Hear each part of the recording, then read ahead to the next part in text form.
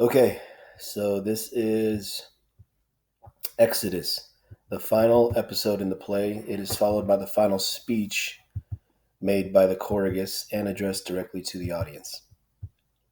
This is a messenger who shows up. He doesn't really have much of a role other than just telling us, the audience, what has happened and informing the choragus and eventually other actors who and actresses who show up on the screen. Men of the line of Cadmus, you who live near Amphion's citadel, I cannot say of any condition of human life, this is fixed, this is clearly good or bad. Fate raises up, and fate casts down the happy and unhappy alike. No man can foretell his fate. Take the case of Creon. Creon was happy once, as I count happiness, victorious in battle, sole governor of the land, fortunate father of children nobly born, and now it has all gone from him. Who can say that a man is still alive when his life's joy fails? He is a walking dead man. Grant him rich. Let him live like a king in his great house. If his pleasure is gone, I would not give so much as the shadow of smoke for all he owns. Your words hint at sorrow. What is your news for us? They are dead. The living are guilty of their death. Who is guilty? Who is dead? Speak. Haman is dead, and the hand of that killed him is his own hand. His father's or his own?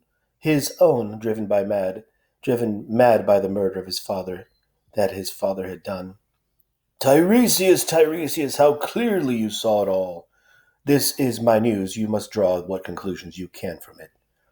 But look, Eurydice, our queen, she has overheard us. Enter Eurydice from the palace. I have heard something, friends. As I was unlocking the gate of Pallas's shrine, for I needed her help today, I heard a voice telling of some new sorrow, and I fainted there at the temple with all my maidens about me. But speak again, whatever it is, I can bear it. Grief and I are no strangers. Dearest lady, I will tell you plainly that I have seen. I shall not try to comfort you. What is the use, since comfort could lie only in what is not true? The truth is always best. I went with Creon to the outer plain where Polynices was lying, no friend to pity him, his body shredded by dogs. We made our prayers in that place to Hecate and Pluto that they would be merciful, and we bathed the corpse with holy water, and we brought fresh broken branches to burn what was left of it, and upon the urn we heaped up a towering barrow of the earth of his own land. And when we were done, we ran to the vault where Antigone lay on her couch of stone. One of the servants had gone ahead, and while he was far off, we heard a voice, grieving from within the chamber. And when we came back and told Creon, and as the king went closer, the air was full of wailing, the words lost, and he begged us to all make haste. Am I a prophet? He said, weeping. And must I walk this road the saddest of all that I have gone before? My son's voice calls me. Oh, quickly, quickly, look through the crevice there and tell me if it is Haman or some deception of the gods. And we obeyed, and in the cavern's farthest corner we saw her lying. She had made a noose from her fine linen veil and hanged herself. Haman lay beside her, his arms about her waist, lamenting her, his love lost underground, crying out that his father had stolen her away from him. When Creon saw this, the tears rushed from his eyes, and he called to him. What have you done, child? Speak to me. What are you thinking that makes your eyes so strange? Oh, my son, I come to you on my knees, but Haman spat in his face. He said not a word, staring, and suddenly drew his sword and lunged. Creon shrank back, the blade missed, and the boy, desperate against himself, drove it half its length into his own side and fell, and as he died, he gathered Antigone close in his arms again, and choking his blood bright red on her white cheek, and now he lies dead with the dead, and she is his last and his bride in the house of the dead. At this point, Eurydice exits the palace.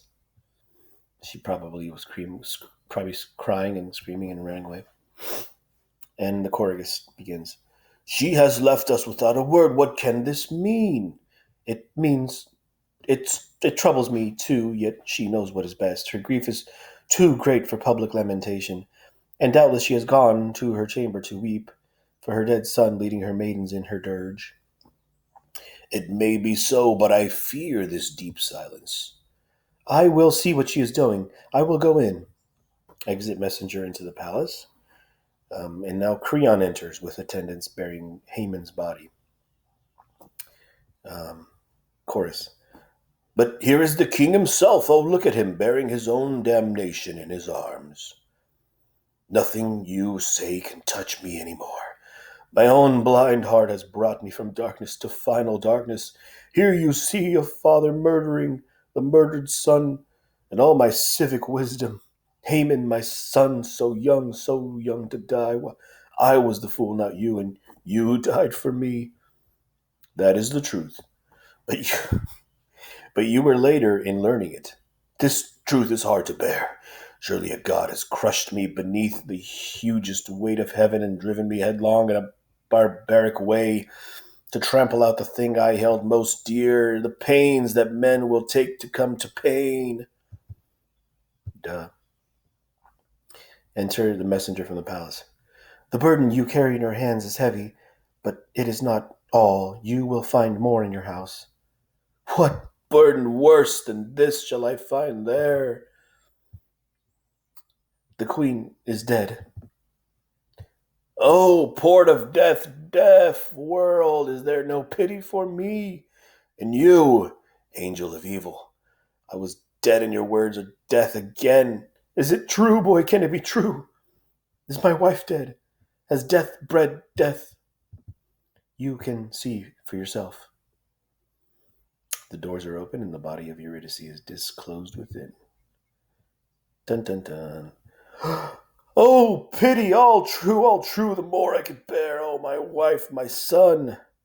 She stood before the altar, and her heart welcomed the knife her own hand guided, and a great cry burst from her lips for Megaris dead, and for Haman dead, her sons, and her last breath was a curse for her father, the murderer of her sons.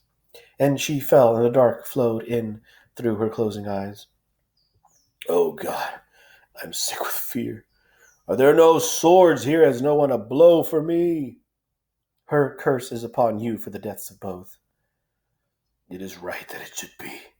I alone am guilty. I know it, and I say it. Lead me in quickly, friends. I have neither life nor substance. Lead me in. You are right. If there can be right in so much wrong, the briefest way is best in a world of sorrow. And then Creon, let it come. Let death come quickly and be kind to me. I would not ever see the sun again. All that will come when it will come, but we, meanwhile, have much to do. Leave the future to itself. All my heart was in that prayer. Then do not pray any more. The sky is deaf. Lead me away. I have been rash and foolish. I have killed my son and my wife. I look for comfort. My comfort lies dead. Whatever my hands have touched has come to nothing. Fate has brought all the pride to a thought of dust. As Creon is being led into the house, the Choragus advances and speaks directly to the audience. There is no happiness where there is no wisdom but in submission to the gods. Big words are always punished, and proud men in old age learn to be wise. Done. All right. So that's the end. But what I want you guys to do is take a look at this here comment. An allegory is a story that functions on two levels, a literal and a symbolic level. Allegories often teach a moral lesson even through their symbolic meaning. Antigone can be read as an allegory about obedience, or as the chorus says, submission to the gods. How does the ultimate fate of each character support this reading? That's something we'll get into as we get further into the things I'm going to ask you to do. Don't worry about that right now. All I want you to do is watch. I'm going to post a video on Classroom and our class website that summarizes it well for those of you that are still confused or that are like, wait, what have we been reading? And we're done already? So just stay tuned to that, and then tomorrow there will be an assignment that will start, okay?